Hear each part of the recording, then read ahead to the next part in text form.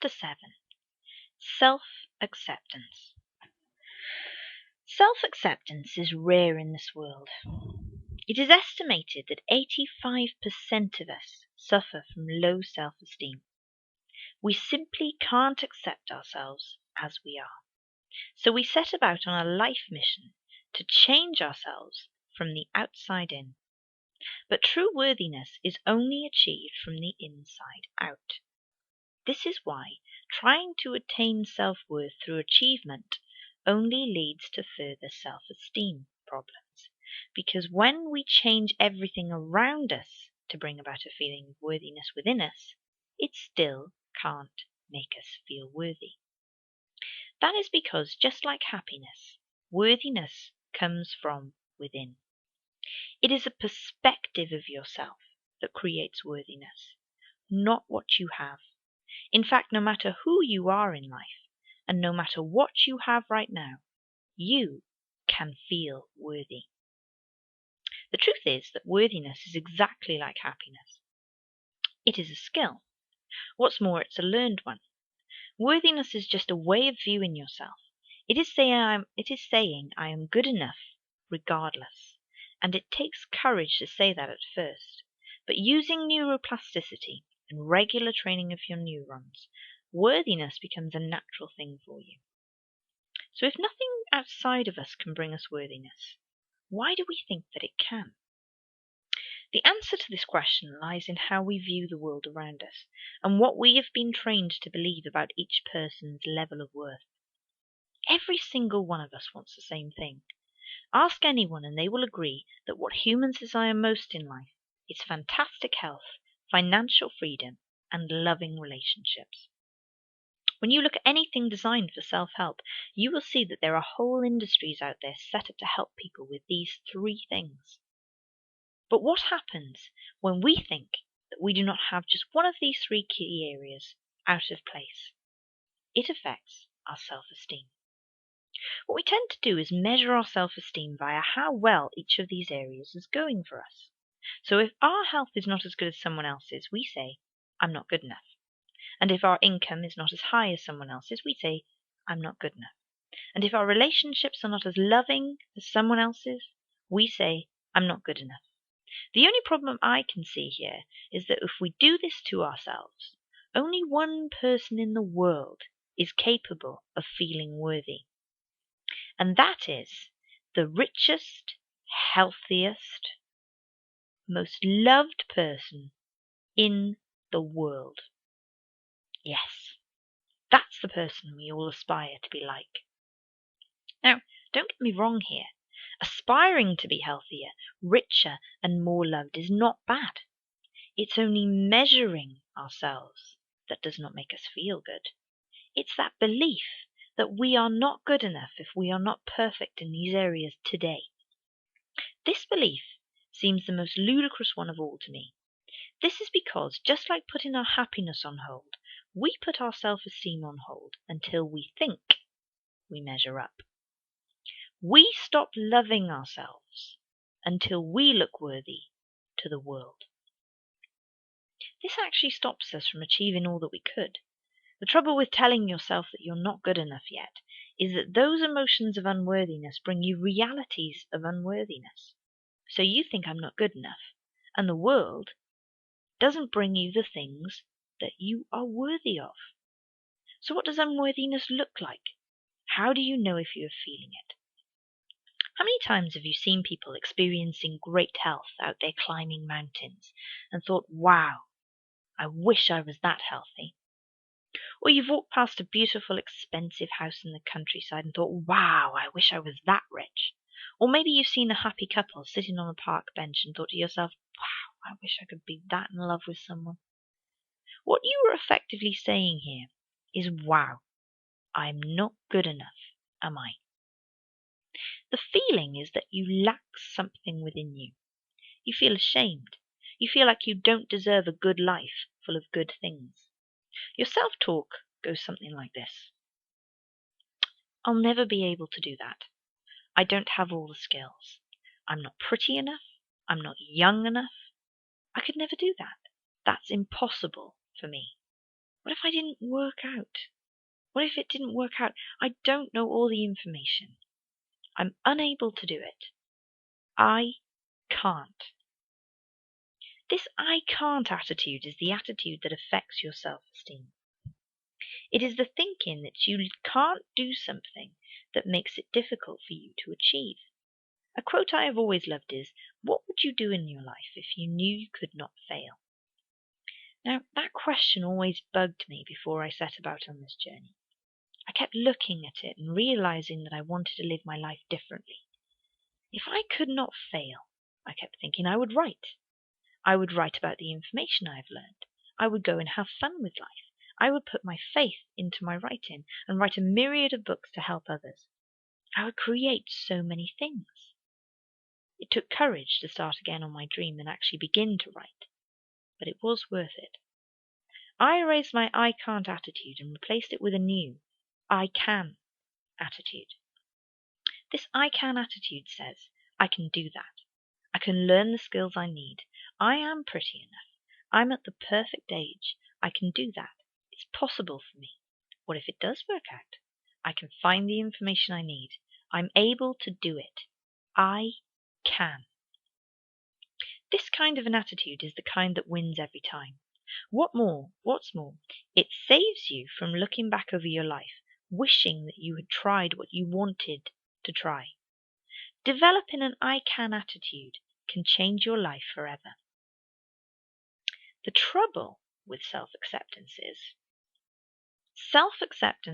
is more challenging in a world where there is so much to do and have, and so many different experiences being shared by so many different people. If we are not careful, we find ourselves on a never-ending spiral of comparing and competing with those around us.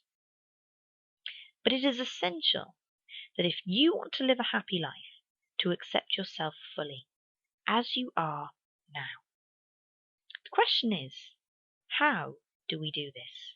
How do we accept ourselves in a world where we have been trained to compete, trained to ask for more, and trained that if we don't have more today, then we are simply not good enough as people? Well, one way to do this is to realize that just by being here, we have been blessed. A saying I've always loved is, you have been given this life because you are strong enough to live it. And if only we could believe that this is the case. You and I are worthy just because we are here. Life is an adventure, and each one of us sees life from a different perspective, and has a unique adventure, only made for us. This makes each one of us beautifully special and totally worthy. There is no need to compete. Some of us have the adventure of a long and fulfilling relationship, where others of us have many short and fun relationships with many different people. Now, which of these is right or wrong? Good or bad? Some of us have one home that we adore and cherish and that we keep our whole lives in, and we die in the home we love. Others of us travel from home to home and never settle, but enjoy the whole experience of traveling the world. Now, which of these is right or wrong? Good or bad? Some of us never experience children and a family and caravan holidays with the kids.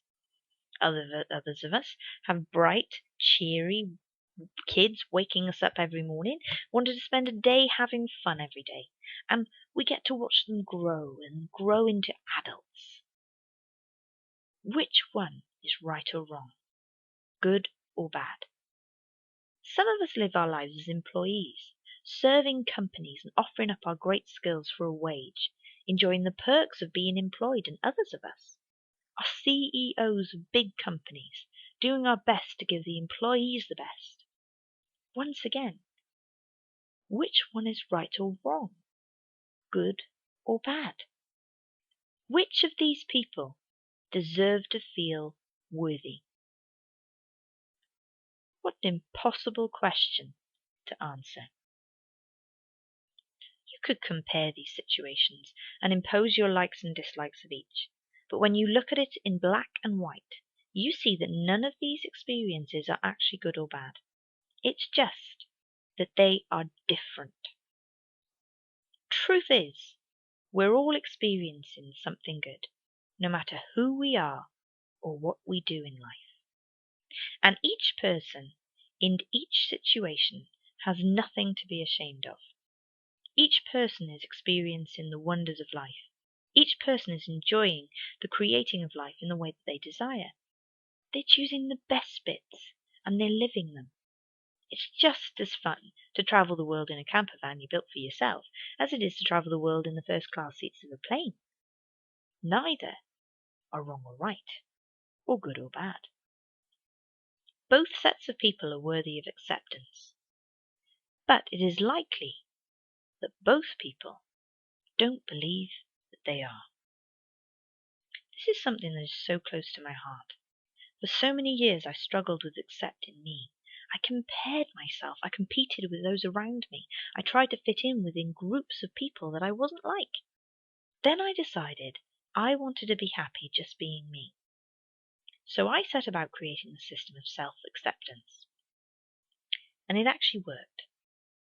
So here's what I did. I wrote down all the things that I really did like about me. I was very genuine. So I spoke about my smile, the jokes I made. I wrote all the really good things that I liked.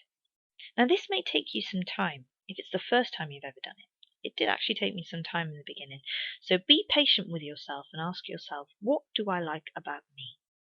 If you need help to start, you can ask a friend, but it is better if you can pick the things that you like about yourself. Next, I created a short hypnosis recording by recording some gentle meditation music on my phone and reading out the things I liked about me in a gentle tone, and I listened to it for 10 minutes every day. I also did something else about comparing, because if I found myself comparing who I was to who somebody else was, I stopped myself, and instead I would praise. For example, I used to go down this really crazy road, and if I saw a really pretty girl, I used to have this habit of saying to myself, I'm never going to look like that. She's really pretty. But I don't know, she could be awful person. What's the point in having beauty if you're not a very nice person anyway? I mean, at least I'm a nice person. And see, that's where I would compare.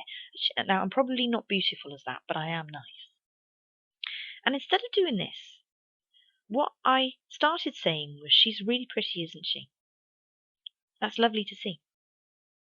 And then I stopped myself right there, and I'd move on. And I wouldn't compare myself, because I didn't see the need. Another thing that I did, and this one might be a bit awkward at first, but I did some mirror work. And mirror work is always a little bit awkward, but basically I would look at myself and I would start to really look for my beauty instead of my flaws.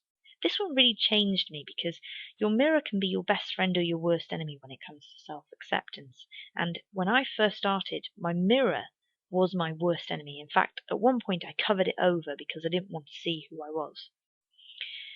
In the end, I chose a different path, and instead of choosing ignorance, I actually removed all the paper from the mirror, and instead of checking up on myself to look for flaws, I purposefully looked in the mirror just to look for the good things. Now, this does take some time, but it does actually work. And now when I look in the mirror, it's much easier for me, and I can actually look and see the good things about myself. Another strange one at first is to say to yourself as often as you can, I love me exactly as I am. Now again, this can feel awkward if you've never practiced this kind of self-acceptance before, but if you continue and you just keep going with it, you will find yourself not getting offended at so many things or not scared of other people, and actually a lot happier with life itself. Now, I'll be bringing all these systems together in one system at the end of the book, so there's no need for you to really remember anything here. But these are just some examples for you to help you to see how I retrained my brain to like me instead of loathe me. Maybe give this a try yourself and see if it helps you to begin accepting yourself a bit more. Remember that self-acceptance is not going to be easy to achieve. In fact, there are days when I have to remind myself that I am worthy just because I exist, and that I can feel worthy right now. Those days still occur for me, when I try to compare and compete with others, and I am quite a few years into the practice of self-acceptance. It doesn't happen often, but it does happen. But due to the nature of our upbringing and the way society asks us to be better first, rather than to accept ourselves first, self-acceptance is actually very scary for us to do. Some can think of self-acceptance as egotistical or self-righteous, but actually self-acceptance is neither of these things. It is simply learning to be nice to you and relaxing into who you already are. So that concludes our explanation of section 1, acceptance. Now, just like awareness, acceptance is a daily practice, and there are systems at the back of the book to help you with this acceptance of life, acceptance of others, and acceptance of yourself. Take a look when you have the chance and use the exercises to help you.